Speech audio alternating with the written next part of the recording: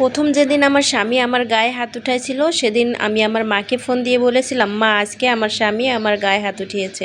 রান্নাঘরে রান্না করতেছিলাম, সে বাইরে থেকে দরজা নক করছে, আমি শুনতে পাইনি। দরজা খুলতে দেরি হয়েছে দেখে সে আমার গায়ে হাত তুলছে। মা আমার কথা শুনে বলে, মারছে তো কি হয়েছে, জামাই সারাদিন কাজ করে ঘরে আসছে আর তুই দরজা খুলতে দেরি করছিস, এজন্য রাগ হয়ে তোকে একটা চড় মারছে। সব কিছু মানিয়ে নিতে শিখো মা, সংসার করতে গেলে এটুকু মানিয়ে নিতে হয়। যাই হোক, মা আমাকে জিজ্ঞেস করলো তুই কেমন আছিস। মুখ শুকনো করে বললাম ভালো আছি। দ্বিতীয় যেদিন আমাকে মারছিল সেদিন আমি আমার বাবাকে বলছিলাম, বাবা আজকে আমার হাজব্যান্ড আমাকে মারলো। আমাকে সকালবেলা সকাল 6টায় ডেকে দিতে বলছিল, আমি ঘুম থেকে জাগতে পারিনি, তাকে ডেকে দিতে পারিনি, তাই সে আজকে আমার চুলের মুঠি ধরে বেশ কয়েকটা চড়-থাপ্পড় মেরেছে। বাবা আমার কথা শুনে জবাব দিল, স্বামী তো একটা কাজই দিছে, সেটা ঠিক মতো করতে পারিস না। তোর মা হলে তো সারা রাত আমাকে জেগে থেকে সকাল ভোর 6টায় আমাকে ডেকে দিত। তো যাই হোক মা, সংসার করতে গেলে এটুকু মানিয়ে নিতে হয়, মেনে নিতে হয়। আমার বাবা আমাকে আরও বলল, শোন, বিয়ের পর স্বামী একটু শাসন করবে, এটাই স্বাভাবিক। তো সব কিছু মানিয়ে নিতে শেখ, ভালো হবে। তখন আমাকে জিজ্ঞেস করলো কেমন আছিস। আমি গাল ভরা একটা হাসি নিয়ে বললাম, বাবা ভালো আছি। একটু ভালো লাগতেছিল না দেখে বারান্দায় একটু হাঁটাহাঁটি করতেছিলাম। নিচে দুইটা ছেলে দাঁড়িয়েছিল, সেটাও আমি খেয়াল করছিলাম। ওদিক দিয়ে আমার হাজব্যান্ড আসছিল দেখে আমি তাড়াতাড়ি রুমের মধ্যে ঢুকে পড়লাম। আমার হাজব্যান্ড ঘরে এসে আমাকে বলল, তুমি বারান্দায় হাঁটাহাঁটি করছিলে চুল খোলা রেখে, আর নিচে দুইটা ছেলে তোমাকে দেখে শিস দিচ্ছিল। আমি বাসায় থাকি না আর তুমি নিচে মহল্লার ছেলেদের সাথে টাঙ্কি মারো, নষ্ট মেয়ে কোথাকার। এ কথা বলে আমাকে ধাক্কা দিয়ে সে ঘর থেকে বেরিয়ে গেল।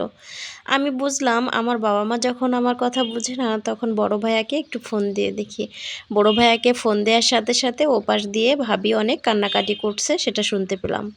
ভাইয়া এদিকে চিল্লাই বলছে, তোমার কান্নার আওয়াজ যেন আমার কান পর্যন্ত না আসে। আমার কথার অবদ্ধ হয়ে কখনো যদি আর তুমি বাইরে গেছো, সোজা বাবার বাড়ি চলে যাবা। আমি সাথে সাথে ফোনটা কেটে দিলাম। মনে মনে ভাবলাম, যার কাছে অভিযোগ করার জন্য ফোন দিলাম সে তো অন্য বাড়ির মেয়েকে পা ভেঙে ফেলার হুমকি দিচ্ছে। যাই হোক, নিজের মধ্যে মানিয়ে নিলাম। বিয়ের পরে মেয়েদের মনে হয় এসব কিছু মানিয়ে নিতে হয় আর মেনে নিতে হয়। এর কয়েকদিন পর আমার বাবা মা আমাদের বাড়িতে বেড়াতে আসলো। আমার কপালে একটা কাটা দাগ দেখে আমার মা আমাকে জিজ্ঞেস করলো, কি রে তোর কপালটা কিভাবে কাটলো। আমি আমার মাকে উত্তর দিছিলাম, বাথরুমে পড়ে যেয়ে আমার কপালটা কেটে গেছে। কয়েকদিন আমাদের বাসায় বাবা মা থাকার পরে বাবা মা যখন বাড়িতে চলে যাবে, তখন আমি তাদের এগিয়ে দিতে যেয়ে দরজার সামনে দিয়ে আমি আমার মাকে বললাম, মা আমার যে কপালটা কাটা দেখছো, এটা আমি বাথরুমে পড়ে যেয়ে কাটিনি, এটা তোমাদের জামাই ফুলদানি দিয়ে ভালোবেসে আঘাত করে এই দাগটা বানিয়ে দিয়েছে। মা আমার সঙ্গে সঙ্গে প্রশ্ন করলো, কি এত বড় একটা কাহিনী ঘটে গেল, আমাদের কেন বললি না। আমি বললাম, মা বলে কি হতো, তোমরা তো বলতে মানিয়ে নিতে শেখ, ভালো হবে। তো জানো, এখন আমি সব কিছু মানিয়ে নিতে শিখেছি। কোনো অভিযোগ করলেই তোমরা তো আমার উপরেই দোষটা চাপিয়ে দিতে। জানো মা, তোমাদের জামাই সারাদিন বাইরে কাজ করে, তার কষ্ট হয়, আর আমি সারাদিন কি ঘরে শুয়ে বসে থাকি, আমি কাজ করি না, আমার কষ্ট হয় না। আসলে মেয়েদের পরিশ্রমের কোনো মূল্য নেই, এই সমাজে মেয়েদের কোনো দামই নেই। তো যাই হোক, এই ছিল আমার আজকের ভিডিওটা। আমার ভিডিওটা কেমন লাগলো অবশ্যই কিন্তু কমেন্ট বক্সে জানাবেন।